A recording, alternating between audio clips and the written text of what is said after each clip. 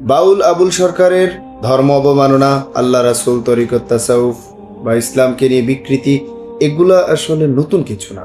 বাউলদের মধ্যে এটা কমন। এবং যে যত বড় বাউল সে তত বড় ফাউল।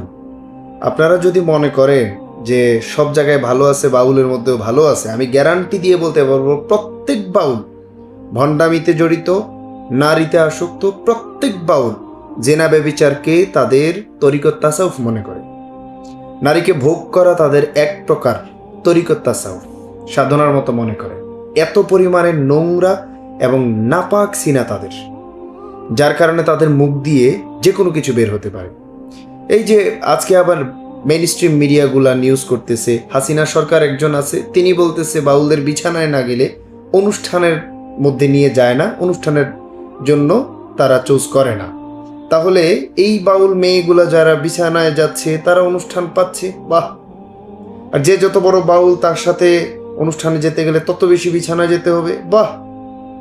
তো এই বিছানায় যাওয়া যদি হয় তোমাদের তরিকত তাসাউফ, তাহলে তোমরা কিভাবে ইসলাম, আলেম, উলামা এগুলা নিয়ে বিভিন্ন ধরনের বিভিন্ন মতবাদ ছড়ায় দাও, কিভাবে মানুষকে পথভ্রষ্ট করো? উরুসের নামে সেখানে নাচানাচি, গানাগানি এরাই করে, এই বাউলরাই। এরাই আইসা আলেম ওলামাদের বিরুদ্ধে লাগে, এরাই আইসা কিন্তু বিভিন্ন ধরনের বিকৃত মতবাদ ছড়ায় দেয় ইসলামের নামে। এই বাউলদেরকে দেশ থেকে বিতাড়িত করা বা থাকা বা রাখা, এগুলো নিয়ে কিছু কথা বলতে চাই না।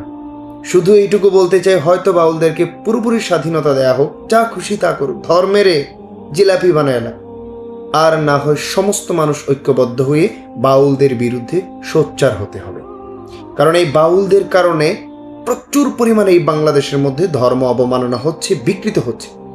যারা শিক্ষা দীক্ষা নেই, গ্রামের সরল সহজ মানুষ, তাদের ভেতরে যে কি পরিমাণ তরিকত তাসাউফের নামে ভণ্ডামি ঘুরে, ঘরের মা বোনদের মধ্যে যে কি পরিমাণে ভণ্ডামি ঘুরে, এটা গ্রামে না গেলে বোঝা যায় না।